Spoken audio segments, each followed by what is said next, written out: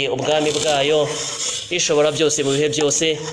Amahoro n'imigisha tuyasabiye intumwa y'Imana Muhammadin sallallahu alaihi wasallam yuko byabana nawe aho ari, maze abamuzunguye mu basahaba bakagerageza gucigatira no gufata bikomeye iri dini, n'abamahoro y'Imana basanga aho ari.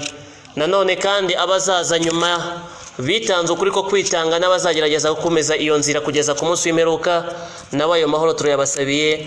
Natwe muri rusange Allah duhundagazeho ibyo byiza giteranyirije abeza ku munsi w'ibihembo, Allahumma amin. Bagaragu ba Allah, qissa tuganiraho cyangwa se inkuru tuganiraho kuri uyu munsi ni qissa y'umusahaba witwa Sa'di mwene Abi Waqqas. Uyu Sa'di mwene Abi Waqqas numwe mu basahaba b'intumwa y'Imana Muhammadin sallallahu alaihi wasallam bari bafite umwihariko. Buri musahaba hari umwihariko yari afite ku ntumwa y'Imana Muhammadin sallallahu alaihi wasallam. Uyu Sa'd mwene Abi Waqqas yaje kugira umugisha ukomeye wo gusabirwa n'intumwa y'Imana Muhammadin sallallahu alaihi wasallam. Umugisha yasabiwe wamuranze ubuzima bwe bwose bwa buri munsi, gusa agerageza kubwifashisha mu kurokora no gutabara iri dini ry'Uwiteka Allah subhanahu wa ta'ala. Uyu Sa'd numwe mu bantu bemerewe ijuru bakiri hano kuri iyi si, kuko aboneka mu 10 ba mbere binjiye ubuyisilamu, ndetse akaza kuboneka mu 10 ba mbere bemerewe ijuru bakiri hano kuri iyi si. Ubwo intumwa y'Imana sallallahu alaihi wasallam yatangaga bisharat, yatangaga inkuru nziza ku bantu bazarangwa n'ibikorwa byiza, ndetse agaragaza yuko abo ngabo Allah yabemereye ijuru bakiri hano kuri iyi si. No muri bo harimo umusahaba witwaga Sa'd mwene Abi Waqqas. Uyu munsi ntago tuvuga ku mibanire ye n'intumwa y'Imana Muhammadin sallallahu alaihi wasallam, ahubwo turi buze kuvugaho gato kubigendanye n'iyo mpano Imana yamuhaye, nyuma tuze kugaragaza inkuru twateganyije ko twaganiraho kuri uyu munsi, ariyo nkuru iza kugaruka ku mateka yamuranze mu gihe cy'ingoma y'umuyobozi w'Abayisilamu witwaga Umar ibn al-Khattab. Naam. Umunsi umwe Sa'd ibn Abi Waqqas yaziye intumwa y'Imana Muhammadin sallallahu alaihi wasallam, aranje aramubwira ati ya Rasulullah, ud'u Allah an yaj'alani mustajaban lid-da'wa.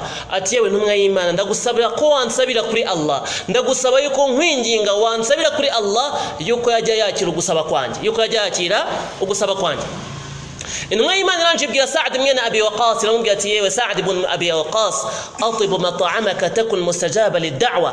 Yewe Sa'd, niba ushaka ko Allah yakira ugusaba kwawe, niba ushaka ko Allah yakira ugutakamba kwawe, atib mat'amaka, sukura ibyo urya rya halali, Allah azajya yakira ugusaba kwawe. Naam, kurya haramu bagaragu ba Allah imwe mu mpamvu ituma umuntu atakirwa ubusabe bwe. Igihe cyose urya zulma, igihe cyose urya amahugu, igihe cyose uhuguza ukarya, igihe cyose ukirya iby'abandi, igihe cyose uvunikirwa urya ibyavunikiwe n'abandi, igihe cyose ukibwira yuko ubutwari bwawe bushingira mu kurya ibya rubanda, menya ngo wallahi billahi nawe nta byishimo uzigera ugira mu buzima bwawe. No mu bizabuza ibyishimo mu buzima bwawe ku kubitiro hari buze kuza ikintu cyitwa kwakirwa ubusabe bwawe. Niyo mpamvu uzasaba imyaka n'imyaniko, ya Allah nshoboza, mfasha, nyoruganira, nyorohereza, wallahi ubuzima bwawe bugakomeza gusa kwa kundi, ahubwo burushaho kuba bubi kubera kuri muragomera Uwiteka Allah subhanahu wa ta'ala. Zirikana ya nkuru ntoya intumwa y'Imana sallallahu alaihi wasallam itubwira, ubwo dushushanyirije ishusho y'umugabo uri ku rugendo, ananiwe, ash'atha aghbara, yuzuye ivumbi, yuzuye umukungugu, ari mu rugendo, impamba yari yitwaje yamushiranye, aranje azamura ibiganza, nta wundi abona yatakambira uretse Allah subhanahu wa ta'ala. Intumwa y'Imana atubwira ngo farafa'a yadayhi ila as-sama, azamura ibiganza mu kirere avuga ati ya Rabbi, ya Rabbi, mana yanjye murezi wanjye, mana yanjye murezi wanjye, ntabara, nyorohereza. Ariko intumwa y'Imana atubwira ngo ariko uyu mugabo nubwo azamuraga ibiganza asaba Allah subhanahu wa ta'ala, kana mat'amuhu haram, ibyo yaryaga byose byari amahugu yari haram, wa mashrabuhu haram, ibyo yanywaga byose byari haram, wa ghudhiya bil haram, we wese yari yuzuye haram. Fa anna yustajaba lidhalik, mukeka ko Allah ashobora kwakira umuntu nk'uyu nguyu? Uracyahuguza mu soko mu kazi kawe, uracyahuguza mu bikorwa byawe, uracyahuguza inshuti zawe, uracyafite imitungo y'imfubyi ukirya kugeza uyu munsi, nigutunze niguhereza kubaho, uracyarya abapfakazi, uracyarya inshuti zawe, uracyarya barumuna bawe, urakeka ko Allah wamusaba akakwakirira n'uwo muvumo wuzuranye ubuzima bwawe bwa buri munsi, hari abarara badasinziriye kubera ibyabo wamaze wariye, ukeka ko Allah yakwakirira? kalla wa rabbil Kaaba ntabwo icyo gishoboka bagaragu ba Allah. Allah ntashobora kukwakirira ubusabe bwawe cyese ubanje gusukura ibyo urya. Bijya bike by'umugisha bizakubaka bizagufasha. Intumwa y'Imana Muhammadin sallallahu alayhi wa sallam imaze kuvuga amagambo nk'aya ngaya, Abu Bakr Siddiq yibukisha abasahabi arabwira ati ayyuma rajulun atumuntu ari wese uzabyibushywa na haramu, umubiri we icyambere kigomba kukoraho cyangwa se umubiri we icyambere kigomba kukoraho no umuriro wa jahannam.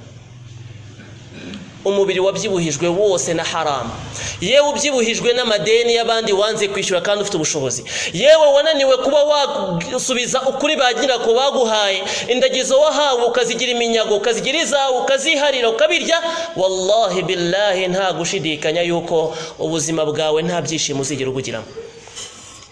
Intumwa y'Imana imaze kubwira Sa'd ibn Abi Waqqas aya magambo yuko agomba gusukura, agasukura ibyarya akarya halali, akarangwa no kurya bike ariko biziruye, Sa'd yatangiye uwo mugenzo mwiza, maze Imana itangira kugenda yakira ubusabe bwe. Umunsi umwe bagaragu ba Allah muri Bani Sa'd ari naho twahereye, Sa'd ibn Abi Waqqas mu gihe cya Umar ibn al-Khattab yaje kuza koherezwa ahantu kugira ngo abe ari we muyobozi wako gace. Sa'd aragenda abana n'abantu, n'umusahaba wigishwe n'intumwa y'Imana Muhammadin sallallahu alayhi wa sallam, aragenda yigisha abantu, bamwe barayoboka abandi baramwumvira. Yari umuyobozi wako gace bagaragu ba Allah, abantu baramugandukira, abantu baramwegera bamugisha inama, abagira inama nk'uko intumwa y'Imana sallallahu alayhi wa sallam yari yarabimwigishije. Kera kabaye bagaragu ba Allah, inkuru z'impimbano ntizibura guhabwa intebe ku matwi ya bamwe mu bantu barebesha amatwi banyiza bakumvisha amaso. Hari abantu bagaragu ba Allah bo imirebere yabo ishingira ku matwi, yani ibyo bamubwiye bikaba bingana uko yabibonye, agahita yakira inkuru gutyo.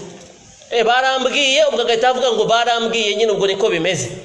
Hari n'abaciteka bashingiye ku mabwire, abo murabazi natwe turimo, aho wumva kanaka bakuvuga, wumva runaka bamuvuga, aho kujya gukurikirana ngo umenye ukuri kwihishe inyuma y'ibyo bavuga, ahubwo ukagira gute ukarenzaho utwatsi ukavuga ati niko yabaye.